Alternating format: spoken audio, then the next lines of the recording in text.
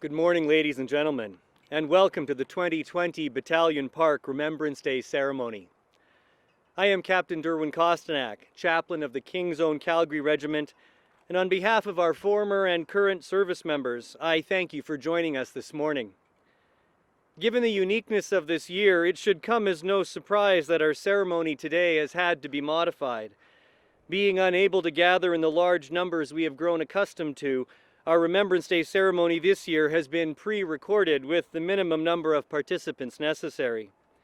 This is not the way we would prefer to honor the memory of our fallen military members, and I am sure you are disappointed that you cannot be here in person yourselves, but we recognize the importance of following these health directives, and I trust that you are joining us in spirit as we do what we can on this significant day.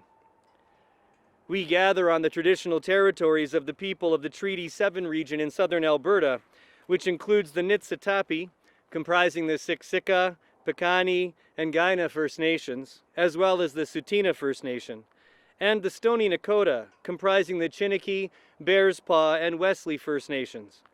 The city of Calgary is also home to the Métis Nation of Alberta, Region 3.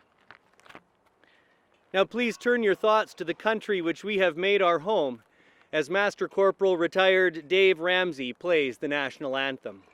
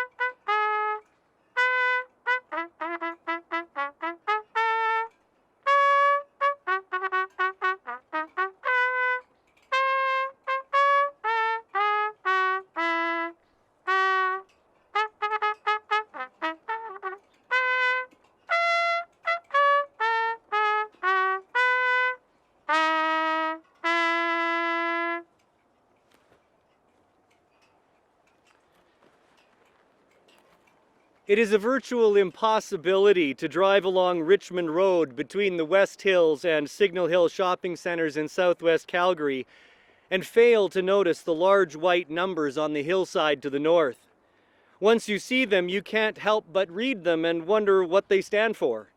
The numbers 113 and 137 loom large, with a smaller 51 and 151 stacked between them. Upon closer inspection, you discover that they are made up of hundreds, no, thousands of white painted stones, which immediately begs the question, who put them there and why? It was over 100 years ago, in the summer of 1914, that Sarcee Camp was established on the plain south of the hill to accommodate the growing number of soldiers mustered to train for war. The soldiers from the various units that trained there over the years lived in rows upon rows of tents. In order to delineate each unit within this uniform sea of canvas, the soldiers hauled up stones in sacks from the Elbow River 2 kilometers south of the camp to create their identifying numbers in their assigned areas. By the time World War I came to an end, 20 numbers had been placed on the hillside representing the units of the more than 45,000 men who had trained there. It was in 1965 that the first efforts were undertaken to clean up and repaint the stones that still remained on the hillside, now 50 years after they had been placed. However, it wasn't until the mid-1980s, when the expansion of the city of Calgary began to approach the former site of Sarcee Camp and threatened the ongoing existence of the unit numbers, that Calgary veteran Ken Shedden took deliberate steps to preserve them. His determined efforts resulted in an agreement with the provincial government to declare part of the land a provincial historic site, and he selected 4 battalions from Alberta to be represented there. On November 3, 1991, Battalion Park was officially opened with the restored unit numbers shining brightly in the sun. the 113th Battalion, Lethbridge Highlanders, the 51st Battalion, Edmonton, the 151st Central Alberta Battalion, and the 137th Calgary Battalion. The presence of these stones is an enduring reminder to us of the men who trained here and gave their lives in the First World War. And since the King's Own Calgary Regiment perpetuates the 137th Battalion to this day, these stones provide a continuous connection of remembrance over the past 106 years to remind us of those who have given their lives in service to their country in the various wars and peacekeeping operations before and since the Great War. And since we are members of the same country, we remember not only the Albertans, but all Canadians who have made the ultimate sacrifice. 267 in the Boer War, over 68,000 in World War I, over 47,000 in World War II, 516 in Korea, 158 in Afghanistan, 130 in various peacekeeping operations. In all, over 116,000 Canadians are in our hearts and minds today as we continue this great tradition of remembrance. With this being the year of the 75th anniversary of VE Day, it is appropriate to review the part played by the 14th Army Tank Regiment, known then as the Calgary Regiment Tank, and known today as the King's Own Calgary Regiment, in the Italian campaign of World War II. The unit was mobilized on February 11, 1941.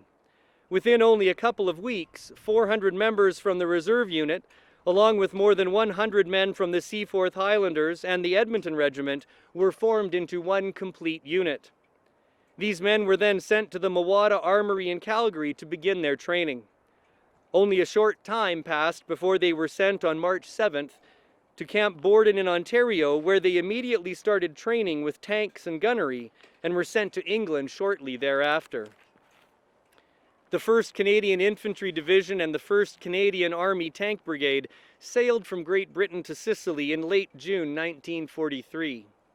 En route, 58 Canadians were drowned when enemy submarines sank 3 ships of the assault convoy, and 500 vehicles and a number of guns were lost.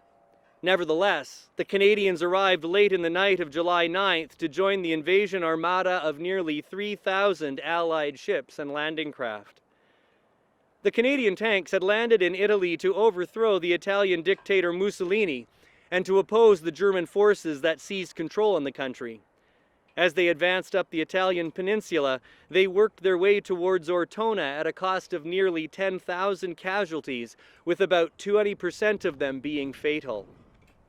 In the spring of 1944, the Germans still held the line of defense north of Ortona, as well as the mighty bastion of Monte Cassino, which blocked the Leary corridor to the Italian capital.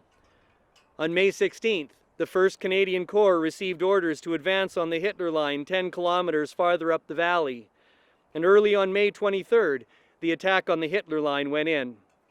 Under heavy enemy mortar and machine gun fire, the Canadians breached the defenses, and the tanks of the 5th Canadian Armored Division poured through toward the next obstacle, the Melfa River. Desperate fighting took place in forming a bridgehead across the Melfa. Once the Canadians were over the river, however, the major fighting for the Leary Valley was finished. Today, Canada has more than 5,900 war dead buried in Italy, buried in Commonwealth war cemeteries or commemorated on the Cassino Memorial.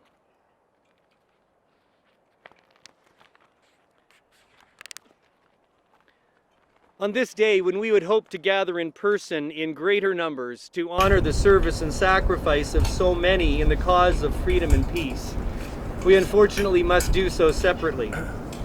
Our distance from one another diminishes neither our gratitude nor the inspiration we draw from the example of these heroes that we bring to mind in the silence of our hearts. I would ask you now to remove your headdress, and in respecting individual beliefs and conscience, I invite you to join me in prayer to the God of your understanding, or to take this moment for personal contemplation. Gracious God, We give thanks for the men and women of every generation who have answered the call to serve our country at sea, on land, or in the air, at home or abroad. We give thanks for those who serve today.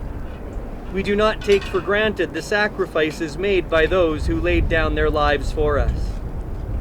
In this year, marking the 75th anniversary of the end of the Battle of the Atlantic and Victory Days in Europe and Japan, we remember the sailors, soldiers, and aviators who were deployed in the cause of peace.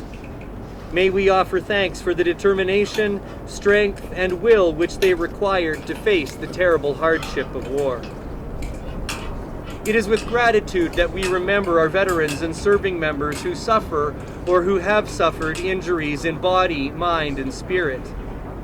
May we be compassionate to those who put an end to the struggle of their lives, those for whom suffering was so great and despair carried such weight that they were unable to find hope for the future.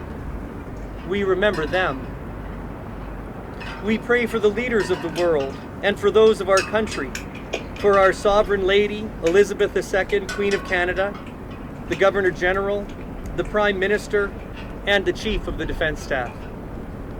We gather to affirm with one another our determination to fight beliefs which divide us, racism, hateful attitudes, and the use of violence. We seek to remove the barriers of division through a spirit of reconciliation and service. On this day, when so much has changed since the last time we gathered, may we be comforted by the words from Her Majesty the Queen to Canadians in the context of this pandemic. Hope is to be found in the care given to the vulnerable and to those in need. May we find hope in the service and sacrifice made by those who offer themselves for the sake of others, because darkness of night always ends with the light of day. May this be so, and may we work to make it so. Amen. In Flanders fields, the poppies blow, between the crosses, row on row, to mark our place, and in the sky, the larks still bravely singing fly, scarce heard amid the guns below. We are the dead, short days ago. We lived, felt dawn, saw sunset glow, loved and were loved, and now we lie in Flanders fields. Take up our quarrel with the foe, to you from failing hands we throw. The torch be yours to hold it high. If ye break faith with us who die, we shall not sleep, though poppies grow in Flanders fields.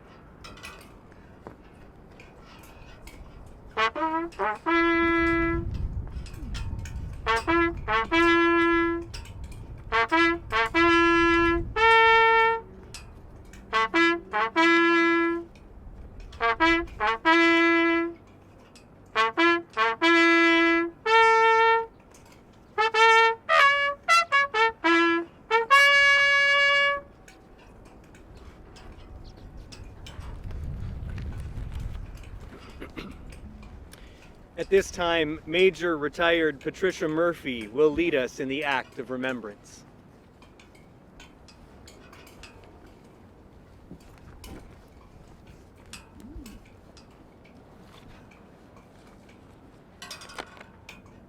They shall grow not old, as we who are left grow old.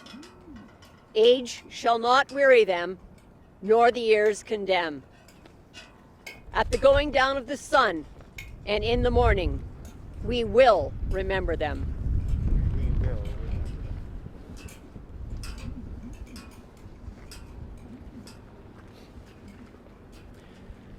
I now invite Mr. Pat Kelly to come and speak on behalf of the Honourable Ron Liepert, Member of Parliament for Calgary Signal Hill.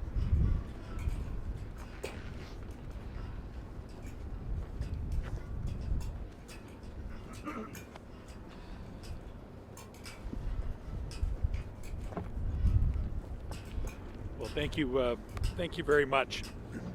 Well, today we are here at Battalion Park, where there would normally be a large crowd gathered on Remembrance Day, but our inability to safely gather does not diminish the need for us to join together with our fellow citizens and participate in an act of remembrance.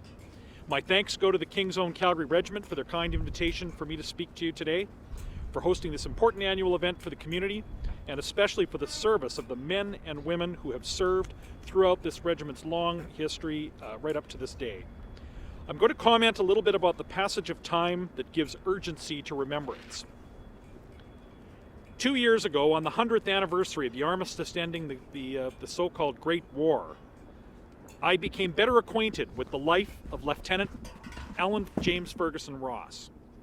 He graduated from Central High School here in Calgary in 1917 and joined the Calgary Rifles, the regiment from which today's King's Own Calgary Regiment descends, as a dispatch cyclist. He later transferred to the Royal Flying Corps and trained as a pilot. And a few days after writing a letter home where he expressed doubt about the coming end to the war and advised his mother to contact a girl in Toronto should anything happen to him, was killed on October 17, 1918, only 15 days prior to the armistice. Lieutenant Ross was a distant relative. There's a photograph of him in uniform in Calgary holding his then 3-year-old nephew, my grandfather. This story is surely not unlike those of many who served and died. The war touched every community of every family then living in Canada. We're now a full generation removed from the living memory of that conflict, and I urge all Canadians to take some time to learn about the people who served from your own communities and from your own families. The Second World War that followed a generation later is also now passing from the living memory, as will the Korean War soon. As these conflicts move further into the past, it becomes even more important to take it upon ourselves to honor the memories of those who served. All living World War II vets are now well into their 90s, so I urge all that have a living relative from those times or know a veteran from that conflict to help preserve and expand our knowledge of their personal experiences, even as we offer assurances to them that they will never be forgotten. I especially ask the young to take any opportunity that they have to speak to a veteran, or at least someone who has personal memory of those times while they still can, and to cherish those memories from those of that generation. It was also 31 years ago this week that the Iron Curtain fell, an event that ensured the Cold War would swiftly end. And to those old enough to have lived through that, it doesn't seem that long ago, yet today, nearly half of Canadians are too young to have personal memories of that time. Anyone under 40 will, at most, have a vague recollection from watching strange images on a TV screen. But we must remember to give thanks to those who kept Canada safe during this prolonged and dangerous time. Thankfully, the Cold War did not produce the grand cemeteries of earlier conflicts. But I implore the young to be aware of the duty and sacrifice and willingness to be in harm's way of the thousands of men and women who were vigilant in the air and on the sea, and who were prepared on the ground in Europe to protect Canada and its allies. Presently, thousands of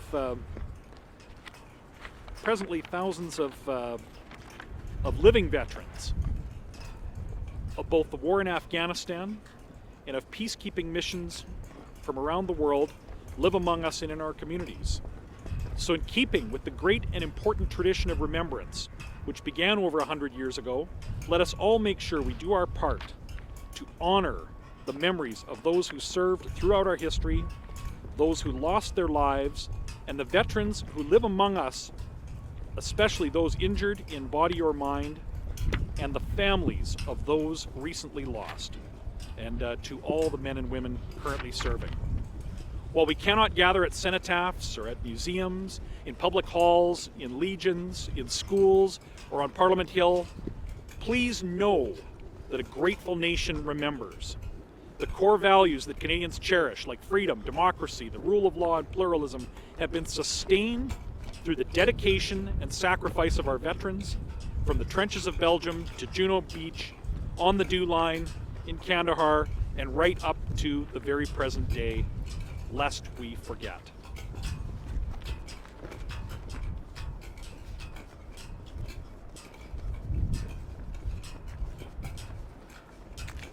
Thank you, Mr. Kelly, for those words. And now we will hear from the Honourable Mike Ellis, Member of the Legislative Assembly for Calgary West.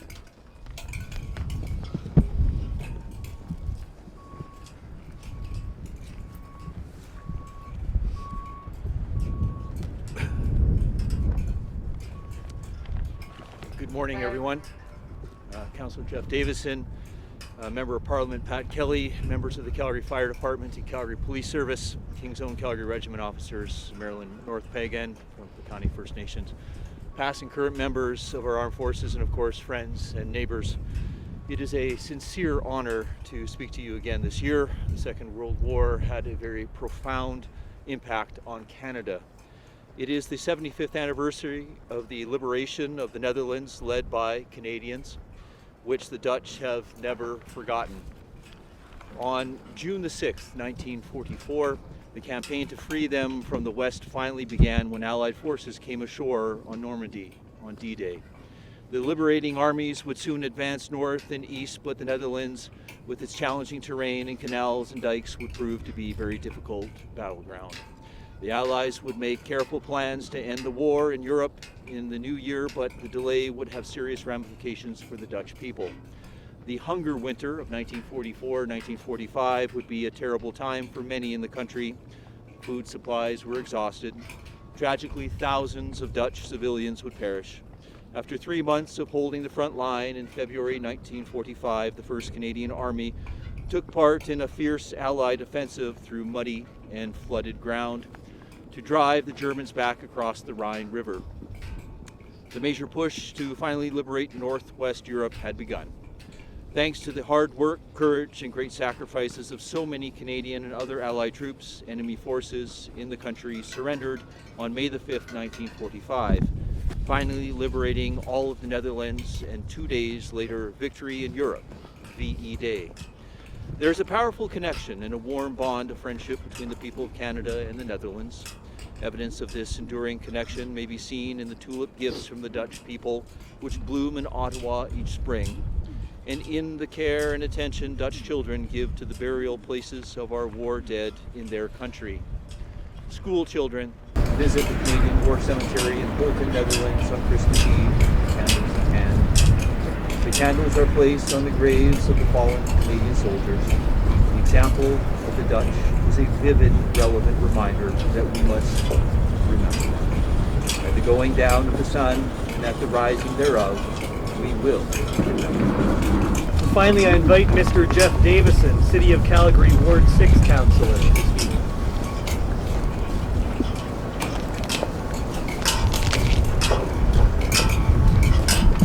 Well, good morning and thank for joining us virtually. Honored veterans, members of the Canadian Armed Forces, special guests, ladies and gentlemen, and of course to the kids watching. On behalf of the City of Calgary, I thank you for joining us to reflect and remember those who have sacrificed so much for the freedoms that we enjoy today. I'd also like to take a moment to thank the children listening today. Thank you for tuning in with your parents. Not only are you our future, but also soon be the gatekeepers of our past. This year's observation is unlike any other Remembrance Day service. This year, COVID-19's pandemic has led us to make many sacrifices and adjust our way of life. But these sacrifices we are making pale in comparison to the sacrifice of our brave men and women who have kept Canada safe and free for well over a century. Remembrance Day is a time to honor the vital contributions that our veterans have made and continue to make to our Canadian ideals of democracy, freedom, and peace. It is our duty to remember the sacrifices and teach our children, future generations, the importance of this day. These ideals are more important now than ever before, especially when it feels like democracy and the rule of law are called into question. On this day, all Canadians pause and honor the soldiers who have paid the ultimate price, so that we may be free to live our lives as we see fit. We also pay tribute to the current generation of men and women who are giving their youth and their lives to promote peace in many troubled regions of the earth. Too often, it is easy to take for granted the freedoms that we enjoy. Let us take today's observance as a moment to reflect, and with grateful thanks, remember those who have paid the ultimate price. To forget the heroism of our soldiers who have died upholding our values would be a disservice to their memory. Every year we lose a bit of that connection, to that sacrifice, to the history books, but we cannot and we will not forget.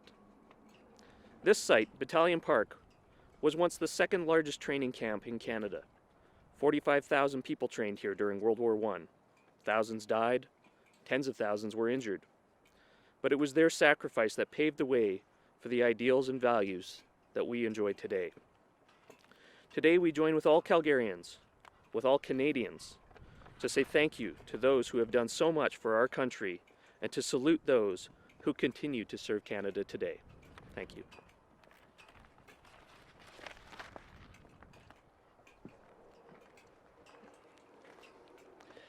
Thank you, Mr. Davison. As we turn our attention now to the cenotaph, wreaths will now be laid in memorial for the fallen.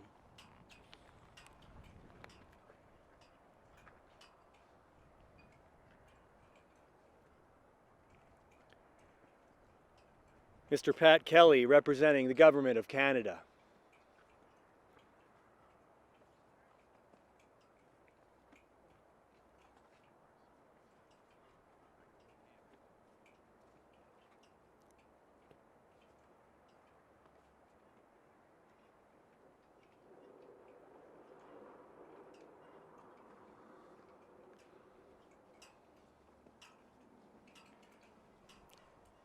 The Honourable Mike Ellis, for the Province of Alberta, Calgary West.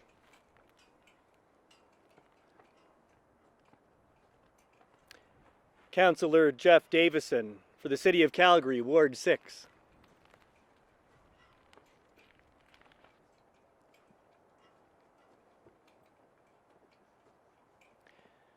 Marilyn North Pagan of the Pikuni First Nation, for the First Nations veterans.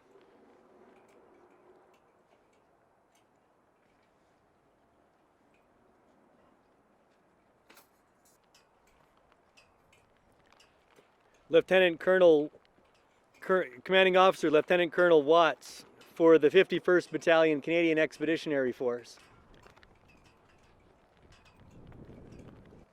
Regimental Sergeant Major Chief Warrant Officer McGilvery, for the 113th Battalion Canadian Expeditionary Force. Honorary Colonel Lang, for the 137th Battalion Canadian Expeditionary Force.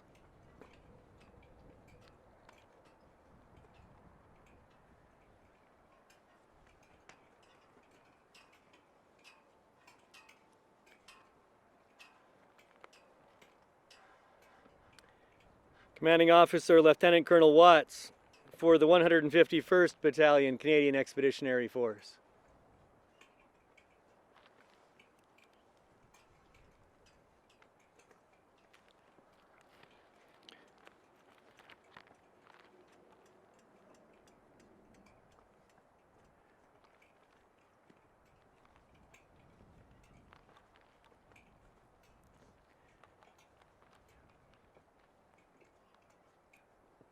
Regimental Sergeant Major Chief Warrant Officer McGilvery and Commanding Officer Lieutenant Colonel Watts for the King's Own Calgary Regiment.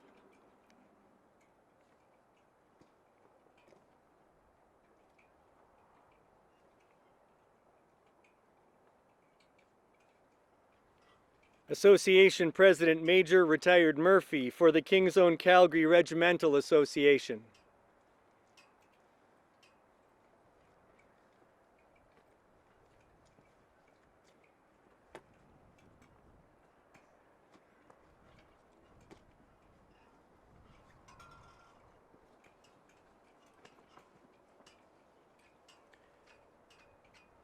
Acting Chief Raj Gill for the Calgary Police Service.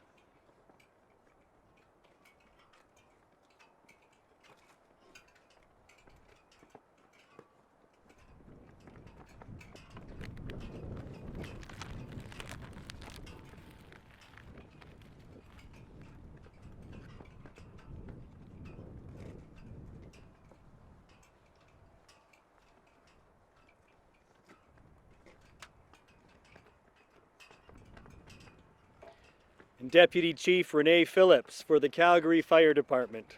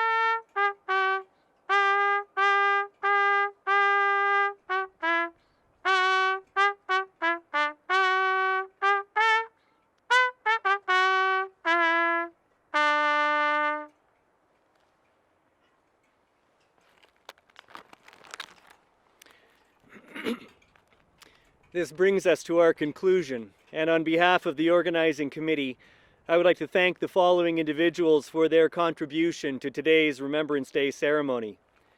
Jeff Davison, City of Calgary Ward 6 Councillor, the Honourable Mike Ellis, Member of the Legislative Assembly for Calgary West, the Honourable Ron Liepert, Member of Parliament for Calgary Signal Hill, the soldiers of the Vigil Party and support staff of the King's Own Calgary Regiment, Master Corporal Retired Dave Ramsey, our bugler, and Mr. Bruce Dunlop for really making this event happen. And finally, thanks to all of you, the people of Calgary, who have tuned into this broadcast to support our military members today. Thank you.